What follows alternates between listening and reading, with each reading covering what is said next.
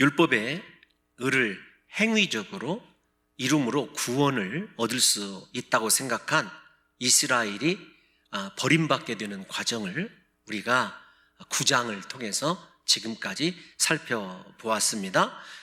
버림받은 이 이스라엘 때문에 사도 바울이 9장에서는 큰 근심과 끊이지 않는 마음의 고통이 있었다, 이렇게 이야기를 하고 있어요. 정서적인 그런 표현이기는 하지만 이스라엘을 향하여 사도 바울이 얼마나 애끓는 마음을 가지고 있는가라고 하는 것이 서론의 9장 1절에서 2절에 제시되어 있었어요. 10장도 그 애끓는 마음이 한 단계 더 승화된 마음으로 시작을 하고 있다는 것을 우리가 보게 되죠. 10장 1절을 보게 되면 원한다, 간구한다, 이 두 단어가 쓰여져 있는 것을 보게 되면 여러분, 사도 바울이 마음의 소원 한 가지예요. 이스라엘의 구원입니다. 그의 기도 한 가지 제목입니다. 이스라엘의 구원입니다. 9장 1절과 여러분들에게 10장 1절을 비교해서 이렇게 말씀드리는 이유가 있습니다. 사도 바울이 이스라엘이 사람의 의를 쫓아 율법의 행위로 구원받을 수 있다고 그렇게 생각하는 것에 대해서 4가지 질문과 대답을 통하여 그들의 허물을 지적하고 그들에게 추상 같은 말로 어쩌면 상처가 되는 심각한 말들을 전하지만 그의 마음속에는 이스라엘을 향한 간절한 사랑이 있다는 것을 저와 여러분들이 놓쳐서는 안 됩니다. 그런 관점에서 오늘 본문을 좀 시작해 보게 되면은 사도 바울의 이 이스라엘을 향한 태도를 통해서 우리들이 좀 점검해 봐야 될 것이 있어요. 어떤 것이냐면 9장 서론할 때도 말씀을 드렸습니다만은 사도 바울을 괴롭게 했던 사람, 핍박했던 사람, 심지어는 여러 차례 죽이려고 시도했던 사람들이 모두가 다 이스라엘 사람들입니다. 유대인들이에요. 한마디로 표현하면 원수라고 이야기할 수 있습니다. 그런데 그 원수들에 대하여 사도 바울이 분노하거나 미워하는 마음 대신에 그들이 어떻게 하면 구원을 얻을 수 있을까 날마다 근심하면서 이스라엘에 대한 생각을 떨쳐버리지 못해요. 그들이 구원받을 수만 있다면 9장에서는 자신의 생명을 또 버릴 것 같은 그런 결단도 여러분 하게 되는 것을 우리가 살펴보았지 않습니까? 사도 바울은 이스라엘을 위하여 이제는 소원이 하나밖에 없습니다. 하나님, 내 기도의 제목 하나밖에 없습니다. 이스라엘을 긍휼히 여겨달라고 그렇게 기도하는 사도 바울의 이 내면, 이스라엘을 향한 멈출 수 없는 사랑을 보셔야 됩니다. 이 장면이 우리가 기억하는 대로 이스라엘 백성들이 광야에서 범죄하였을 때 하나님께서 이스라엘 백성들을 진노하셔서 멸하시고자 했을 때 모세가 자신의 생명을 하나님의 생명책에서 지워달라고, 자신의 생명을 거두어달라고 그렇게 하나님 앞에 간절히 이스라엘을 위하여 중보했던 모습과 흡사하지 않습니까? 심지어는 여러분 스데반이나 예수 그리스도처럼 자기 자신을 핍박하고 또 십자가에 매달아 죽게 하는 그들의 죄가 사함받기를 원하는 하나님의 마음으로 그렇게 사도 바울이 이스라엘을 위해서 근심하고 있고 고통하고 있고 또 소원하고 있고 간구하고 있습니다. 우리가 9장은 조금 정리해보고 10장의 이야기로만 돌아오면 여러분들의 소원은 무엇입니까? 원하는 것 어떤 것이냐고요. 여러분들의 기도 제목은 무엇인지를 좀 생각해 봅시다. 오늘 이 4절 가운데서 사도 바울의 앞에서 제가 열거한 적어도 모세와 같은 이스라엘을 사랑하고 자신의 생명보다 귀히 여기는 그 마음에서 권면하는 이 말씀을 사랑하는 성도 여러분들과 제가 쫓아가 볼 때 우리에게 2가지가 있었으면 좋겠어요. 하나는 우리가 하나님 앞에서 어떤 자로 존재하고 있는가라고 하는 것과 두 번째로는 이 존재를 통해서 다른 사람들이 과연 나를 바라보고 신앙의 올바른 방향을 설정할 수 있게 될 것인가 라고 하는 것을 조금 생각해 보려고 해요. 왜냐하면 사도 바울이 이스라엘의 잘못된 신앙에 대해서 지적을 하지만 그 지적이 사랑의 바탕을 둔 자기 정체성이 무엇이냐면 하나님의 사랑밖에 없어요. 두 번째로는 그 사랑을 통해서 권면함을 통해서 이스라엘을 예수 그리스도에게로 돌이키려고 예수 그리스도께로 돌아오게 하려고 집중하는 사도 바울을 저와 여러분들이 바라보게 될 것입니다. 이 말씀을 준비하면서 저에게 그 큰 울림을 주는 몇 가지 이 구절 책 가운데 나오는 이야기들이 있었어요. 어떤 것이냐면 하나는 이런 것입니다. 사랑하면 기도하게 된다라는 거예요. 사랑하면 기도하게 된다는 거죠. 왜 기도하지 않느냐? 반문을 하더라고요. 왜 우리가 기도할 수 없느냐? 사랑하지 않기 때문이라는 것입니다. 교회를 사랑하면 교회를 위하여 기도하게 되어 있다는 거예요. 정말로 옆에 있는 형제 자매를 사랑하면 기도할 수 있게 된다는 것입니다. 나라와 민족을 사랑하면 기도하지 말라고 해도 기도한다는 거예요. 그래서 기도하는 사람 안에는 사실 사랑이 있다라는 거예요. 여러분 여기까지 이렇게 들었을 때 그렇지, 그럴 수 있지. 그런데 갑자기 제 머릿속에 너 정말로 사랑으로 기도하느냐라고 하는 이 물음표가 떠오르기 시작을 했어요. 영혼을 위해서 정말로 적어도 하나님께서 보내주신 우리 봉동중앙교회에 속해 있는 권속도를 너 진심으로 사랑하기 때문에 사도 바울처럼 진심으로 사랑하는 마음으로 기도하고 있느냐라고 하는 그런 물음이 떠오르기 시작한 것입니다. 당연히 기도하기는 제 안에 목회자로서 성도들을 위해서 뜨겁게 간절히 기도하는 것 중요합니다. 그러기 위해서는 진실한 사랑이 제 안에서 사도 바울과 같이 넘쳐나야 하겠더라고요. 이 목회자로서 살아가면서 제 딴에는 말입니다. 온전히 제 입장에서 말씀을 드리는 거예요. 주관적이에요. 교회를 생각하고 또 성도들을 생각한다면서 때로는 이거 왜 이러나 이런 생각 때문에 기도할 때 그 사람을 위한 기도가 사랑의 기도이기보다는 책망에 가까운 기도가 많았다라는 것이 여러분들께 생각이 되어지더라고요. 저 그런 점에서 이번 주에 이것 때문에 회개한 제목이 분명히 있습니다. 영국 출신의 유명한 허드슨 테일러라고 하는 선교사가 있어요. 중국의 내지 선교회를 창설한 분이거든요. 그분이 이런 말을 했어요. 어떤 말을 했냐면 사람을 변화시키는 것은 하나님이지만 그 하나님을 움직일 수 있는 건 기도밖에 없다. 이렇게 써놓은 말입니다. 분명히 사람을 변화시키는 것이 하나님 손에 달려있고 그리고 그것이 기도밖에 없다고 한다면 그 기도에 무엇이 포함되어 있어야겠는가를 함께 묶어서 생각하다 보니까 진짜 사랑으로 사도 바울처럼 기도하게 되면 하나님이 모든 기도에 특별히 우리 사랑하는 성도들을 위한 기도에 응답해 주실 것이라고 하는 제 나름대로의 하나의 여러분 깨달음이 있었어요. 그래서 제 자신의 기도를 좀 돌아보고 책망하고 하나님 이 사람이 이렇게 했으면 좋겠습니다 라는 기도가 아니라 하나님 앞에서 하나님 이 영혼을 위하여 정말로 울 수 있고 함께 아파하고 왜 이렇게 생각하고 혹 그릇되었다고 한다면 그 그릇된 길로 갈 수밖에 없었는지를 이해할 수 있는 마음을 듣는 마음을 좀 달라고 기도하는 그런 시간이 있었습니다. 또 하나는 이 설교를 준비하면서 목회자가 절대로 하지 말아야 될 내용이 있대요.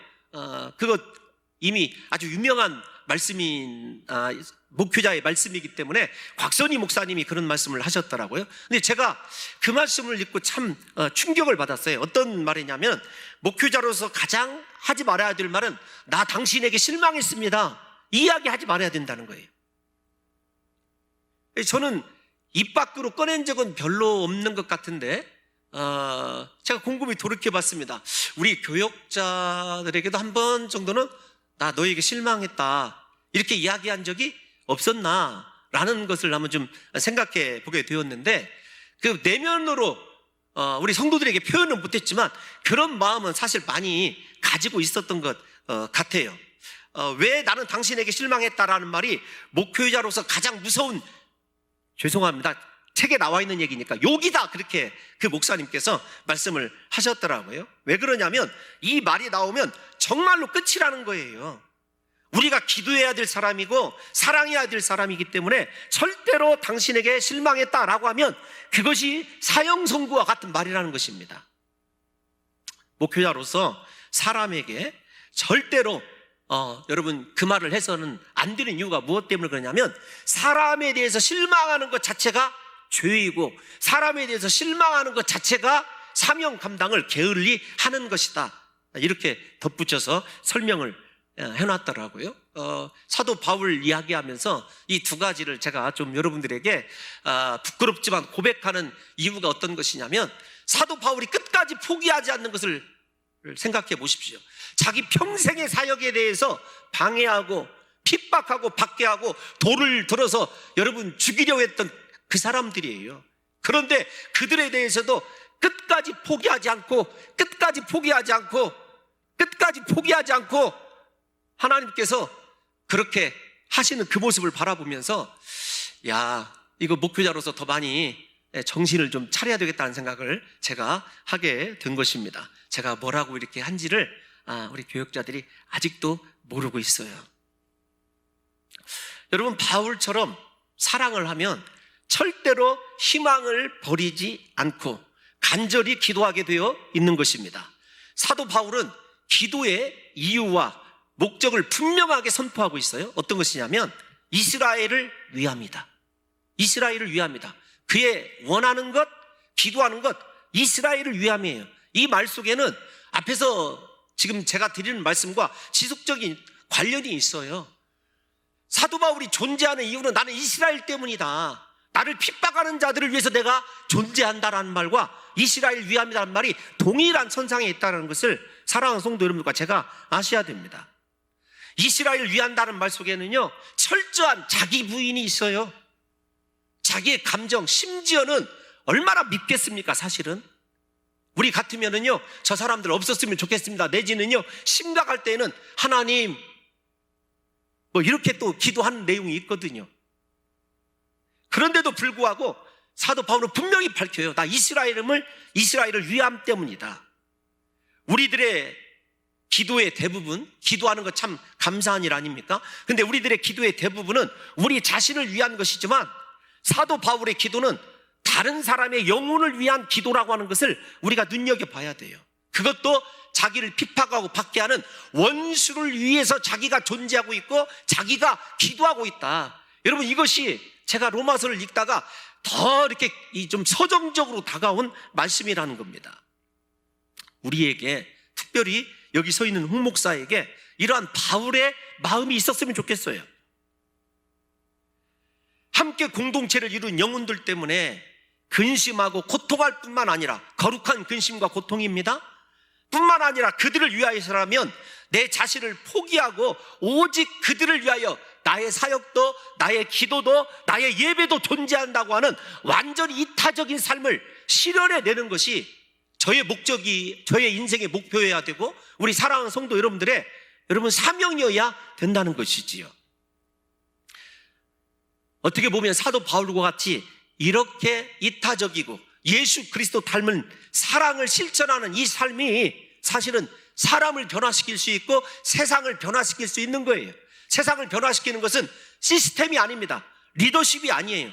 제가 바라본 바에 의하면 적어도 이 로마서 10장, 9장과 10장을 살펴보게 되면 진실한 사랑, 그것도 자기를 핍박하고 박해하는 자들을 위해서 나는 당신을 위해서 존재하는 사람입니다, 내 기도도 당신만을 위함입니다, 이렇게 선언할 수 있게 되었을 때 그 사람이 정말 세상의 소금이고 빛이라는 것을 깨닫게 되었다는 것입니다. 그 이스라엘의 위함이 어떤 거냐? 우리가 잘 알고 있지 않습니까? 이스라엘의 구원 얻음이에요. 우리가 1절을 다시 한번 띄워놔 주십시오. 1절을 한번 띄워놔 주시면 이렇게 얘기하고 있어요. 형제들아, 내 마음에 원하는 바. 이 원하는 바는 이 신약 성경에서 드물게 나타나는 단어예요. 한두 번 나타날까 말까 하는 단어인데 어떤 뜻이냐면은 선한 만족감, 기쁨, 그런 뜻이에요. 그런데 어떤 것이냐면 원한다라는 말이 선한 만족감, 기쁨, 그런 뜻이라는 것은 이런 것입니다. 내가 이스라엘이 구원받는 것, 그것만이 내게 기쁨이 될 수 있다. 그것만이 가장 순수한 만족이 될 수 있다는 거예요.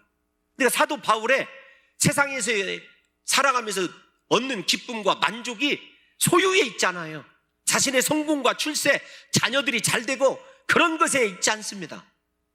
그의 선한 만족, 기쁨은 무엇이냐면 오로지 이스라엘이 구원 얻는 거예요. 그러니까 그것이 가장 간절한 원함이 드는 것 아니겠느냐고요. 사도 바울은 다시 정리해드리면 세상에서 성공하고 출세하고 부귀영화를 이루는 것에 만족과 기쁨을 얻는 것이 아니라 자신의 동족, 자기를 박해하는 이스라엘의 구원에만 만족과 기쁨이 있다고 선언한 거예요. 그것만이 유일한 나의 소원이다, 이렇게 발표하고 있는 것입니다. 어쩌면 예수 믿고 나서 느끼는 가장 큰 변화는 어떤 것이냐면 영혼에 대한 시각인 것 같아요.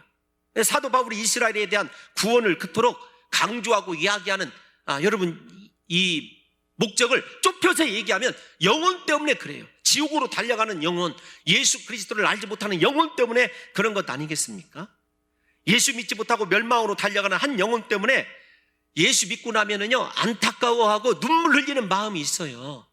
그리고 그 영혼의 구원 얻음 때문에 가장 큰 이 세상에서 지금까지 얻지 못한 만족과 기쁨을 얻을 수 있다고 한다면 그 사람 신앙이 얼마나 귀하고 아름다운 신앙의 사람으로 서 있는지를 우리가 확인할 수 있다는 것입니다. 이 본문을 묵상하면서 우리 온 공동체가 그렇게 믿지 않는 영혼 때문에 사도 바울처럼 생명을 내걸고 기도하고 또 우리의 소원은 당신이 예수 믿는 것이다, 이렇게 선언할 수 있는 진실한 영혼 구원의 공동체로 우리 교회가 서 있으면 좋겠다라는 생각을 하게 되었습니다. 부디 우리 사랑하는 성도 여러분들도 믿지 않는 가족 때문에 온 밤을 지새워 눈물로 기도하기도 하고 사랑하는 사람의 구원 때문에 애통하고 대신 회개까지 하는 줄로 알고 있습니다. 여러분, 우리가 조금 더 그 상태에서 벗어나서 그 영혼들이 확실하게 구원받을 수 있도록 사도 바울처럼 우리의 소원, 만족, 오직 당신의 구원입니다. 나의 간절한 기도 제목 한 가지, 당신의 구원 얻음입니다. 이렇게 선언할 수 있기를 예수님의 이름으로 축원합니다. 여기까지가 사도 바울의 내적인 그런 기도의 상태, 어떤 마음에서 기도하는지를 살펴보았다고 한다면 사도 바울의 정체성이 그것이다 라는 거죠. 사랑이라는 겁니다. 그런데 2절부터는 이스라엘의 잘못을 또다시 지적을 합니다. 그것이 어떤 것이냐면 2절을 보게 되면 이스라엘은 하나님에 대한 올바른 지식 없이 인간적인 열심에 사로잡혀 있었다, 이렇게 이야기하는 것을 보게 됩니다.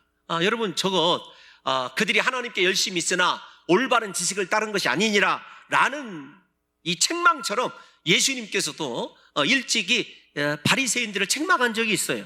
우리 마가복음 7장 6절에서 7절 한번 읽어보겠습니다. 시작.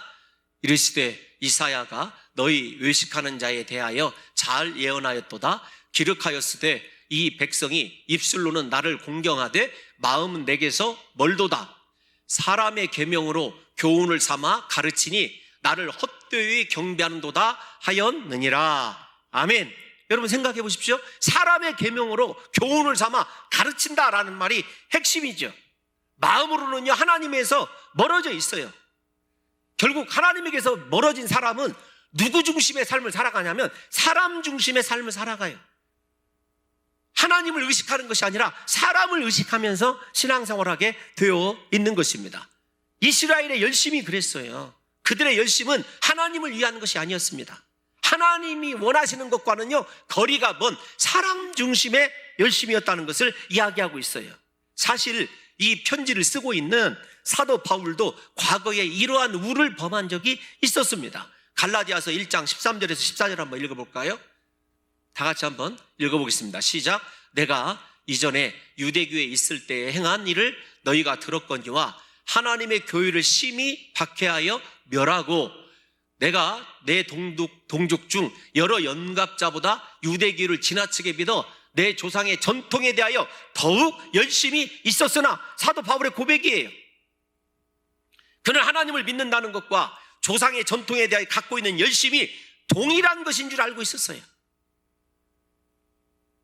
그것이 아니라는 것을 사도 바울이 갈라디아에서 고백하고 있는 것 아니겠습니까? 다시 로마서의 시각으로 말씀을 드리면 이스라엘의 열심이 진리가 아니라는 거예요. 하나님의 뜻과는 상관이 없는 열심이라는 것입니다. 우리가 신앙생활하면서 착각하지 말아야 될 것이 있어요. 내 열심이 하나님의 뜻이고 하나님께서 말씀하신 진리라고 하는 착각을 우리가 종종 할 때가 있습니다. 아니, 우리 평신도 성도들이 아니라 목회자인 저에게서 그런 오류가 많이 일어나는 것을 볼 수가 있습니다. 여러분, 단적으로 한번 생각해 봐야 돼요. 내 열심이 진리이신 하나님의 말씀에 합당하는가 합당하지 않는가를 어떻게 알아볼 수 있는가를 좀 생각해 보았더니 이런 거예요. 지금 나의 열심이 과연 누구를 위한 것인가 라고 하는 것을 생각해 보면 내 열심이 하나님의 뜻에 맞는지 안 맞는지를 어느 정도는 알 수가 있더라고요. 무슨 말이냐면 이 내 열심이 누구를 위한 것이냐라고 했었을 때 이 열심이 하나님의 진짜 영광을 위한 것이냐 아니면 내 자신의 꿈이고 내 자신을 위한 일이냐라고 하는 것을 생각해 보면 된다는 거예요. 사랑하는 성도 여러분, 우리가 신앙생활에 적어도 이런 사도 바울이 이야기하고 있는 오류를 범하지 않기 위해서 우리가 열심 내는 것 너무도 중요합니다. 하나님 앞에 열심을 갖는 것 성경 곳곳에서 요구하고 있는 거예요. 그러나 그 열심이 하나님의 뜻과 상관이 없다면요 멈춰 설 수 알아야 돼요. 이스라엘은 그러지 못했다는 것입니다. 우리에게 다시 좀 이야기를 돌이켜보면 우리가 교회에서 직분을 담당하는 것, 열심히 헌신하는 것 앞에서 말씀드린 대로 중요해요. 그러나 그것이 진리이신 하나님의 말씀에 하나님의 뜻에 합당한지를 날마다 물어봐야 돼요. 성령 충만하지 않으면요 내 뜻이 하나님의 뜻이냐 착각하고 강요하는 때가 있다니까요. 그러다 보면 어떤 것이 일어나냐면 이제 두 번째 제가 깨닫는 건데 이런 거예요. 너 지금 이거 누구를 위한 일이냐? 누구 만족을 위한 일이냐를 이렇게 생각해 보면 돼요. 내가 예를 들면은 이 사명을 감당하는데 하나님이 기뻐하시고 하나님의 영광을 위한 것인가 아니면 지금 나를 위한 것인가 생각해 보면 되고, 두 번째로는 내가 사명 감당하는데 하나님이 주시는 성령이 내가 성령 안에서 날마다 붙고 하나님의 뜻에 합당하다면요 그 안에 사명 감당을 통해서 열매가 있어요. 어떤 열매냐면 기쁨과 희락과 평강, 평안의 열매가 있습니다. 우리가 정말 하나님의 뜻대로 되어지는 일들은요 지금까지 이렇게 목표해 보면 하나님이 참 다 이 일이 끝나고 났을 때, 사명 감당하고 났을 때 기쁨도 주시고 부흥의 열매도 주시고 평안도 주시더라고요. 우리가 적어도 제가 이 말씀을 생각해 보면서 느낀 것이 두 가지예요. 홍 목사, 너 지금 너 자신을 위해서 이 일을 하려고 하는 거냐, 이 선교하려고 하는 거냐, 아니면 하나님의 뜻이냐라고 하는 것과, 두 번째 정말로 이 일을 감당하고 있는 동안에 모든 것이 합력하여 선을 이루고 은혜롭고 평안하고 기쁨이 있고 함께 사역하고 동역하는 사람들의 심령 속에 정말로 내가 이 사명 감당하고 있어서, 아니 내가 정말로 저분과 함께 사역하고 있어서 행복하고 기쁘다라고 하는 의식이 있느냐라는 것을 우리가 한번 생각해 봐야 한다는 것입니다. 우리가 성령님 의지하고 매 순간마다 기도해야 될 이유가 여기에 있는 거예요. 내 열심과 내 뜻을 이루는 것이 중요한 것이 아니라 하나님의 뜻, 하나님의 말씀을 이루는 것이 너무도 중요하기 때문에 그런 것이지요. 여러분들이 원하는 곳이 아니라 하나님이 원하는 곳에 있게 되었을 때 여러분 그것이 훨씬 더 주님이 우리에게 나타내주는 진정한 영적인 열매들로 여러분 가득하게 되는 것 아니겠느냐고요. 그래서 저는 오늘 본문을 통해서 열심보다 더 중요한 것이 있는데 그것이 무엇이냐면 하나님을 아는 지식이라는 거예요. 하나님의 뜻을 분별하는 지식이 함께 열심과 더불어 갖춰져 있었을 때 놀라운 성령의 능력이 나타나고 은혜가 나타나는 것 아니겠느냐고요. 그래서 하나님을 아는 지식이 있어야 된다라는 사실을 3절에서 사도 바울이 이렇게 구체적으로 이야기를 합니다. 3절 말씀 읽어보겠습니다. 시작. 하나님의 의를 모르고 자기 의를 세우려고 힘써 하나님의 의에 복종하지 아니하였느니라. 조금 어려운 말인데요, 먼저 이스라엘은 하나님의 의를 알지 못했어요. 정확히는 하나님을 알지 못한 거죠. 하나님을 아는 지식이 없었던 거예요. 그런데도 어땠어요? 사도 바울과 바리새인들은요 열심히 있었어요. 자기 열심히 있었다는 것입니다. 여러분, 우리가 잘 아는 대로 일단 한 가지씩 풀어가 보십시다. 하나님의 의가 무엇이었죠? 하나님의 의란 우리가 이미 1장에서 8장까지 하나님의 의가 무엇인지를 숱하게 살펴보았어요. 하나님의 의는 영원하신 대제사장이자 제물이 되셔서 십자가에서 예수님이 이루어 놓으신 예수님의 십자가의 죽음이에요. 그것이 하나님의 의입니다. 그리고 이 의는요, 무엇이죠? 믿음으로만 얻어지게 되는 거예요. 이 두 가지가 우리가 로마서 1장에서 8장까지 계속해서 살펴본 말씀이에요. 여러분, 곰곰이 좀 생각해 봐야 될 것이 어떤 것이냐면 이런 겁니다. 하나님의 의를 모른다 그랬을 때 우리가 일을 할 때 예수님의 십자가와 상관이 없이 그리스도의 십자가의 희생, 그리스도의 십자가의 용서, 그리스도의 십자가의 사랑과 상관없이 그것과는 전혀 없는 나의 의, 인간적인 내 열심만 가지고 일하는 것이 얼마나 위험한지를 우리에게 지금 지적해주고 있다라고 좁혀서 먼저 이야기할 수 있어요. 그런데 이스라엘로 좀 돌아와 보면 이스라엘이 그토록 자랑스럽게 생각하는 믿음의 조상 아브라함을 한번 떠올려 보자고요. 행위 때문에, 자기 열심 때문에 아브라함이 구원받았습니까? 그렇지 않아요. 우리가 잘 아는 말씀이지만 창세기 15장 6절 말씀 한번 읽어보겠습니다. 시작. 아브라함이 여호와를 믿으니 여호와께서 이를 그의 의로 여기셨다. 이스라엘 백성들 보면 참 어리석은 게 뭐냐면 말씀을 버렸어요. 하나님의 의를 왜 그들이 수용하지 못했냐면 자기애들이 그토록 가장 소중하게 생각하는 아브라함조차도 행위나 인간적인 열심으로 의롭다함을 받은 것이 아니라 하나님을 믿었기 때문에 의로움을 얻은 거예요. 다시 정리해드리면 하나님의 의는, 우리가 하나님의 의가 무엇인지를 한번 미리 좀 읽어보죠. 로마서 1장 17절 우리가 그 시간에 했었어요. 시작. 복음에는 하나님의 의가 나타나서 믿음으로 믿음에 이르게 하나니 기록된 바 오직 의인은 믿음으로 말미암아 살리라 함과 같으니라. 복음이 뭐라고 그랬어요? 예수님의 십자가에 못 박혀 죽음이 복음이고 하나님의 의입니다. 그 안에는 하나님의 의가 나타나는데 하나님의 의가 어떤 것인지를 여러분들에게 어떻게 설명을 해드렸냐면 하나님의 의를 이루기 위해서는요, 죄 없는 분이 죄인을 대신해서 죽었어야 됐어요. 십자가 사건밖에 없는 것 아니겠습니까? 여러분들과 제가 하나님의 의가 얼마나 중요한지를 생각한다고 한다면 복음 안에는 오직 하나님의 의, 예수 그리스도의 십자가의 죽음밖에 없다라는 것을 좀 생각해 보시면서 하나님의 의는 멸망당할 죄인들을 대신하여 십자가에 죽으신 예수님께서 십자가에 이루어 놓으신 그것이 하나님의 의 아니냐고요. 그러므로 하나님의 의인 십자가의 대속의 죽음을 믿는 사람만이 그 믿음으로 말미암아 구원을 얻게 되고 살게 되는 거예요. 다른 것이 아닙니다. 세 번째 말씀드리지만 이 이야기를 사도 바울이 1장에서 8장까지 그렇게 오랜 어떤 논쟁을 통해서 확실하게 두 가지를 해놓은 이유가 9장에서 11장 때문임을 우리 사랑하는 성도 여러분들이 다시 생각해 보셔야 합니다. 이스라엘은 예수님의 십자가의 대속의 은혜를 알지 못했을 뿐만 아니라 그러므로 하나님의 의에 대해서 무지했던 것이죠.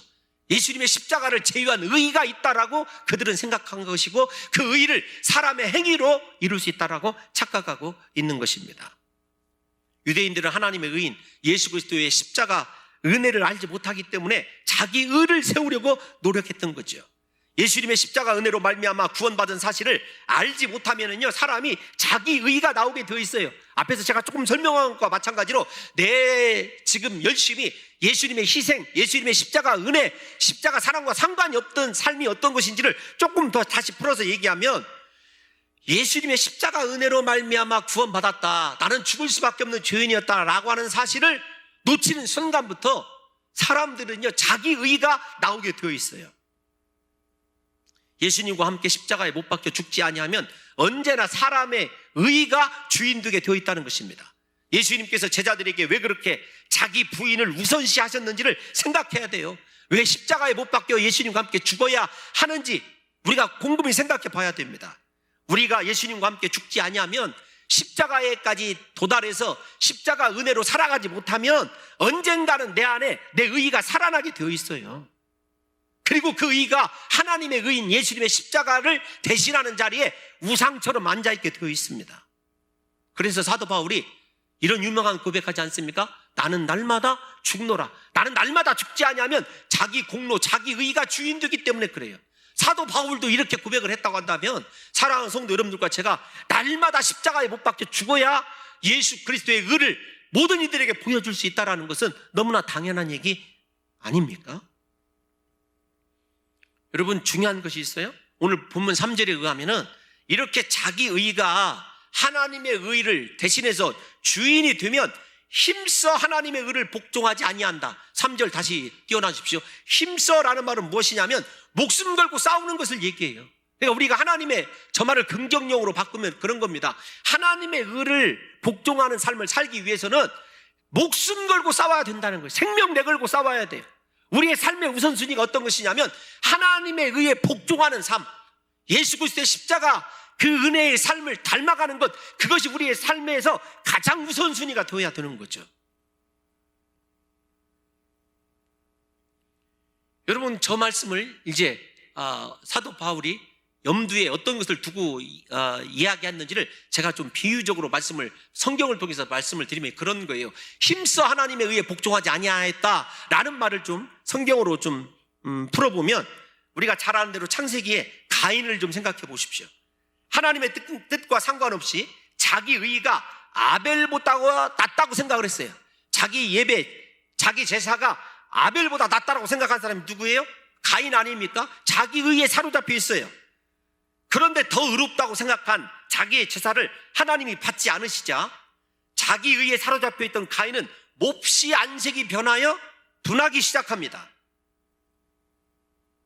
그때 하나님께서 가인에게 이렇게 말씀하시죠. 우리 성경을 직접 한번 읽어봅시다. 창세기 4장 6절에서 7절입니다. 시작. 여호와께서 가인에게 이르시되 내가 분하여 함은 어찌 됨이며 안색이 변하면 어찌 됨이냐. 잠깐만요. 하나님의 뜻을 거절하고 자기 의에 사로잡혀 있는 사람은요, 하나님께 대해서도 분노해요. 자기가 왜 거절당했는지 자기를 돌아보지 않습니다. 다른 사람을 탓하게 되어 있어요. 하나님을 원망하게 되어 있습니다.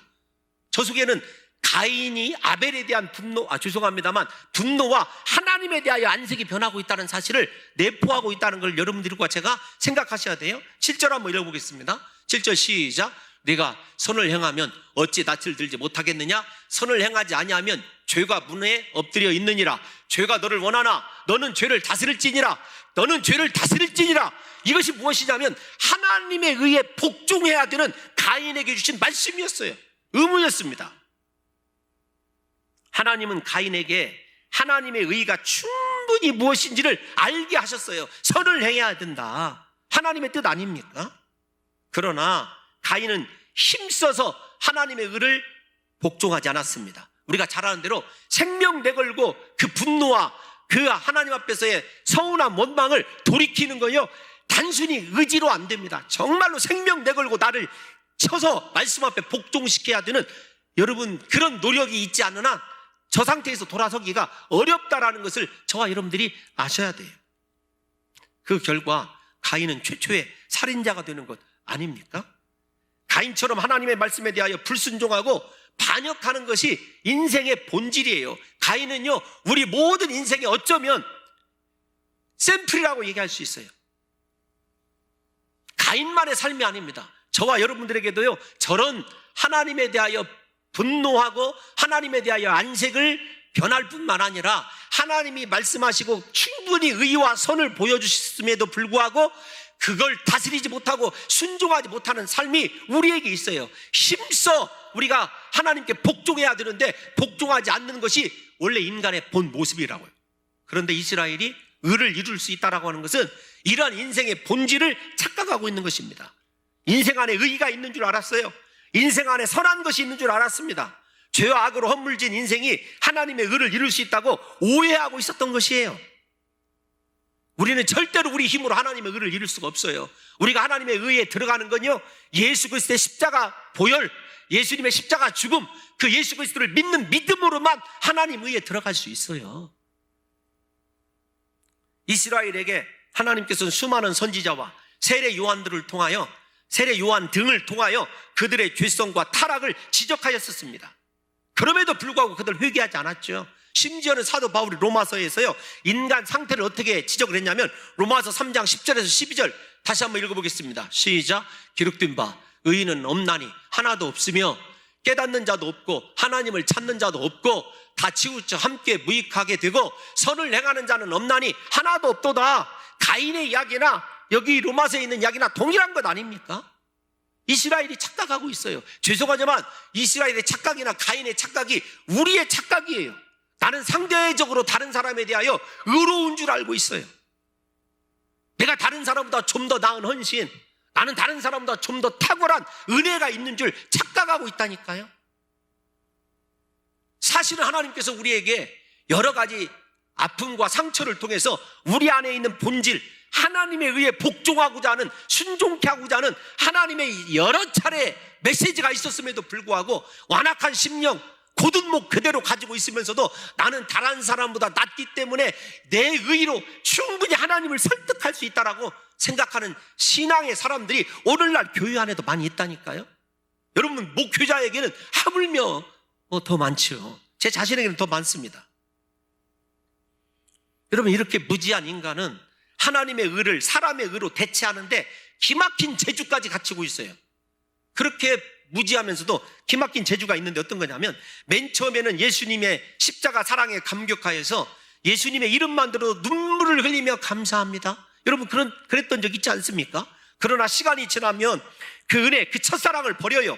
자기 의로 변하기 시작합니다. 에이, 목사님, 나는 안 그래요. 아닙니다. 모든 사람이 그래요. 그러니까 우리가 잘 아는 대로 요한계시록 서론인 첫 교회인 에베소 교회에게 주님께서 너 처음 사랑을 버렸다. 왜 지적하는지를 한번 생각해 보세요.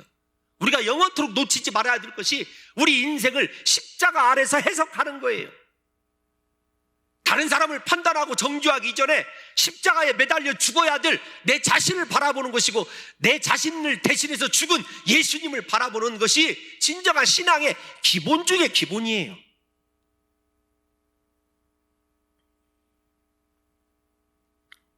우리가 은혜가, 예수님의 첫사랑이 사라지기 시작하면 그 십자가 은혜의 자리에 자기 의를 세웁니다.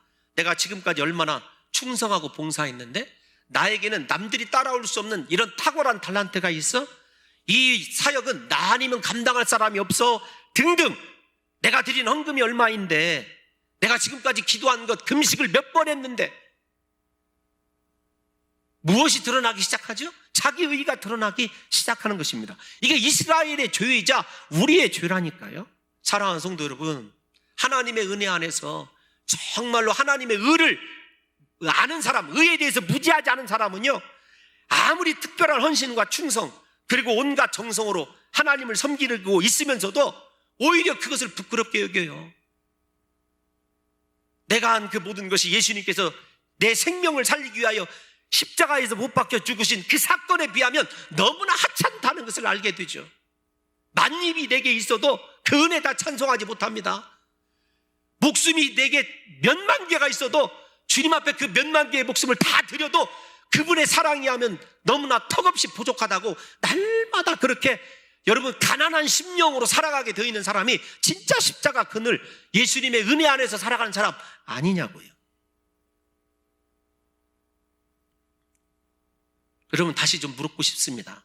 여러분의 신앙의 주인은 누구입니까? 여러분들입니까? 여러분의 의입니까? 아니면 예수님의 십자가입니까? 여러분, 지금 여러분들의 열심은 누구를 위한 열심입니까? 그리고 그 열심의 원동력은 무엇입니까? 우리 곰곰이 한번 생각해 봐야 됩니다. 마지막으로 사도 바울이 4절에서 이렇게 얘기하죠. 이렇게 얘기합니다. 4절 말씀 시작. 그리스도는 모든 믿는 자의 의를 이루기 위하여 율법의 마침이 되시느니라. 어쩌면 저 말씀이 여러분 9장에서 11장까지의 주제 말씀인지도 몰라요. 그만큼 중요한 말씀인데, 여러분 간단히 말씀드리면 이런 거예요. 첫 번째, 구원은 오직 예수 그리스도의 십자가의 죽으심을 통해서 얻어진 하나님의 의를 믿음으로만 이루어진다라는 것을 이야기하고 있어요. 그러니까 구원자는 예수님이 유일하다, 유일하신 구원자이신 예수를 변호하는 것이고, 두 번째로는 진정한, 만약에 말입니다, 이거 이스라엘을 책망하는 거예요. 로마서를 지금 잘 따라오고 있다면 이스라엘 책망하는 건데, 어떻게 사도 바울이 고급지게 책망을 하냐면, 그래 너희들이 정말로 내가 얘기한 대로 하나님에 대해서 무지한 것이 아니고 알고 있었고 율법을 제대로 알고 있었다고 한다면, 율법을 제대로 너희가 쫓아가고 있었다면 너 목적지에서 누구를 만났어야 되냐면 마침 끝에서 예수님을 만났어야 됐어요. 그러니까 여러분, 이 말은 유대인들을 책망하는 말이에요. 고급지게 책망하는 말입니다. 우리 가끔 모르는 길을 나갔다 여러분 이 행선할 때 내비게이션 키지 않습니까? 내비게이션 따라가다 보면 정확한 목적지에 도달하게 되어 있어요. 무슨 말이냐면 여러분, 그 목적지는 예수 그리스도이고 내비게이션은 무엇이어야 되냐면 율법이어야 돼요. 그들이 사도 바울이 지금까지 책망한 것이 사실이 아니고 우리는 정말 네 책망과는 상관없이 예수 그리스도를 제대로 섬겼다라고 한다면 그 끝에 누가 있어야 되냐면 예수 그리스도가 있어야 된다는 것입니다. 우리 갈라디아서 3장 24절 한번 읽어보겠습니다. 여러분 1분 내로 끝낼게요. 시작. 이같이 율법이 우리를 그리스도께로 인도하는 초등교사가 되어 우리로 하여금 믿음으로 말미암아 의롭다함을 얻게 하려 함이라. 똑같은 말 아니에요? 믿음으로 말미암아 의롭다함을 얻었다. 율법은 어디로 인도한다? 초등교사. 옛날에 몽학 선생인데 어디로요? 예수님께 인도하게 되어 있어요. 그래서 율법의 마침은 예수다라는 말은 그런 거예요. 율법이 끝나는 그 자리에는 누가 있어야 되냐면 예수님의 십자가가 있어야 된다는 거죠. 그러므로 이스라엘은 지금 율법을 제대로 따라가고 있는 것이 아니다라고 하는 책망까지 이 말씀이 포함하고 있는 것입니다. 사랑하는 성도 여러분들이요, 예수 그리스도는 사람들이 의를 이룰 수 없기에 십자가에서 대신 죽으심으로 의를 이루셨고 율법의 요구를 충족하셨습니다. 그리고 예수 그리스도를 믿는 사람들은 유대인이나 이방인이나 선택받은 이스라엘이나 선택받지 못한 모든 백성들이든지 누구든지 그리스도 안에서 하나님의 의를 부여받기로 허락하셨습니다. 믿음으로 가능한 거죠. 그러므로 하나님의 의는 바로 예수 그리스도의 십자가입니다. 누구든지 그리스도 예수를 믿는 자들은요, 비로소 그 믿음으로 말미암아 하나님의 의를 보게 되는 거죠. 죄가 없으신 예수님께서 율법의 모든 요구를 이루시기 위하여 십자가에서 죽으신 그 사건을 믿기만 하면 율법이 이야기하는 의가 우리 안에서 이루어지는 줄 믿으시고 남은 생에 우리 사랑하는 성도 여러분들과 제가 오직 주님 오시는 그날까지 예수님의 십자가, 그 십자가 아래서 내 삶을 해석하고 나를 바라보고 다른 사람을 섬기고 공동체를 사랑하면서 그렇게 예수 닮은 모습을 실천해내는 놀라운 역사만 있으시기를 예수님의 이름으로 축원합니다.